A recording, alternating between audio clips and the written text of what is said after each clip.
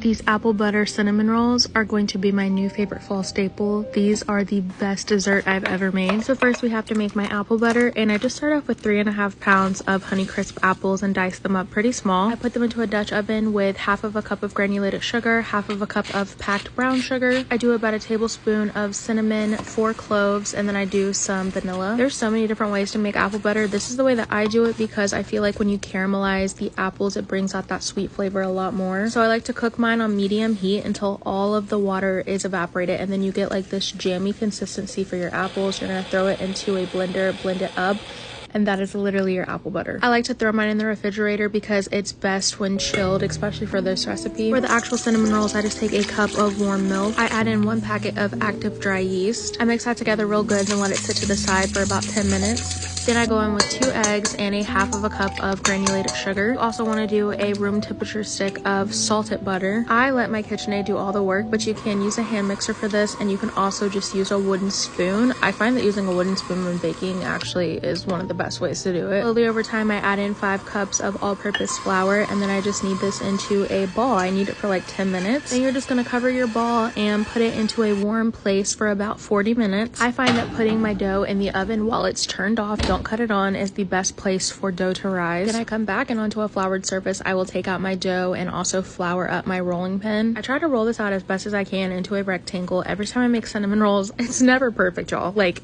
it's not going to be perfect. We are not professional bakers, okay? We're home bakers, and that's okay. But I do my dough like an inch thick, and then I'll take my apple butter and I will spread it out. And to that, yes, we are going to add some more cinnamon and some more brown sugar. So I just lightly sprinkled on both. I really don't have measurements for it, but then it was time to roll this up. And you're going to roll it up long ways until you're at the very end. And then at the end, I like to make sure I am pinching the dough in. I don't know if that makes sense, but you'll see how I do it here. I'm just like making sure everything is tucked in because we want to keep in all of that apple butter. I cut off the ugly ends, and then I end up with 6 perfect little cinnamon rolls. I put them into my dish, and then I let them sit for another 20 minutes. After I let them rise, I stick them in my oven at 375 for about 30 minutes, and that is the cinnamon rolls. On top, I do add some cream cheese icing, which is literally just room temperature cream cheese. I use 6 ounces, half a cup of powdered sugar, 4 ounces of room temperature butter, and a tablespoon of vanilla. And that's literally it. That is my favorite way to make the icing. But y'all, these are divine. It is literally fall in your mouth. So good.